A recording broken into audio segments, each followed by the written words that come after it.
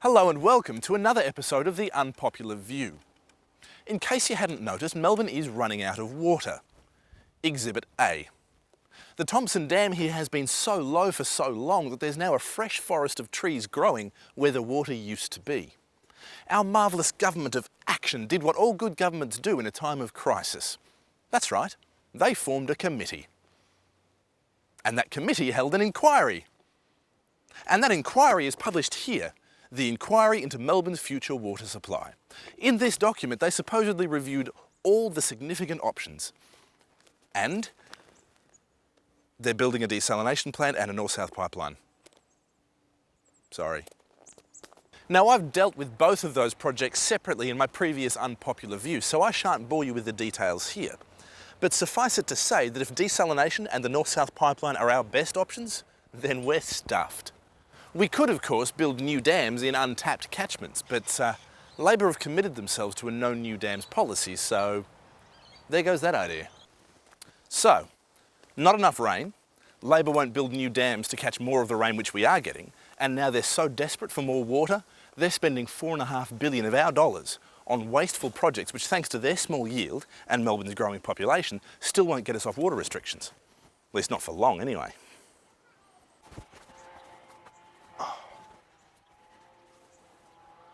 Yeah, Tim, it's Topher. Yeah, I need some help, man. I don't know what's going on. Did you know there are kids growing up in Melbourne right now who have never had a water fight? They've never thrown a water bomb and have never run through a sprinkler. Forget giving them a super soaker for their birthday. They wouldn't know what to do with one. Meanwhile, we're timing our showers and watching our gardens die. You may not have heard that some environmental groups are calling for Target 100 to be introduced as soon as possible and never lifted.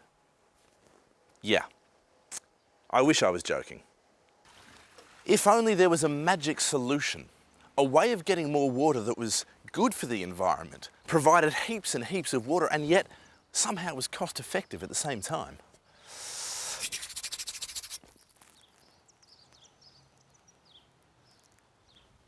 Maybe I shouldn't have used my last wish on that never-ending packet of Tim Tams. After my first Unpopular View, which is all about why the desal plant is such a stupid idea, I was contacted by a man who claimed he had a solution to the water crisis. He seemed to think his idea was the water equivalent of the Holy Grail. Well, okay, he didn't actually use those words, but he seemed to think his idea was pretty special. Well, his idea is pretty special, if you know what I mean. He thinks we should bring water from Tasmania, where he says that it would be cheap and plentiful, and it'd even be good for the environment. The most disturbing part is that he's serious. In fact, he's an engineer. Now that's serious. Now obviously, because he's an engineer, I can't put him on camera.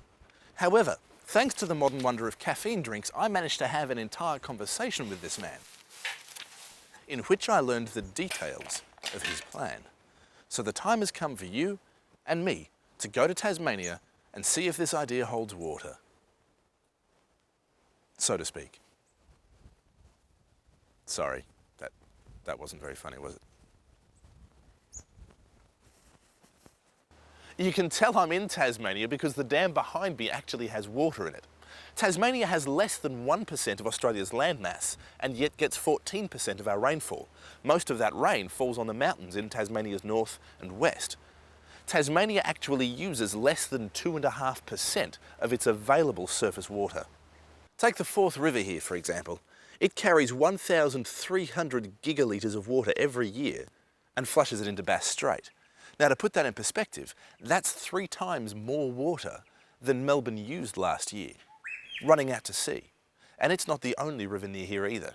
In the next catchment that way lies the Pieman River, which carries 4,000 gigalitres or 10 times what Melbourne used last year every year. Now, both of these rivers have already been dammed for hydroelectricity, so we're not talking about building new dams. 5,300 billion litres of drinking water flowing out to sea every year. But hang on, Topher, I hear you say. Hasn't Tasmania been in drought lately? Good question, and I'm glad you asked. Yes, Tasmania has been in drought. Sort of. The rain has still been falling, but it's been falling on the mountains instead of on the farms. Tasmania does not lack water. What Tasmania needs is more money to build better infrastructure to get that water to where it's needed. We'll come back to that in a little while. So, there is a lot of water here, but how are we going to get that water to come out of our taps in Melbourne 360 kilometres that way? How? Well, the engineer said we should use a pipe.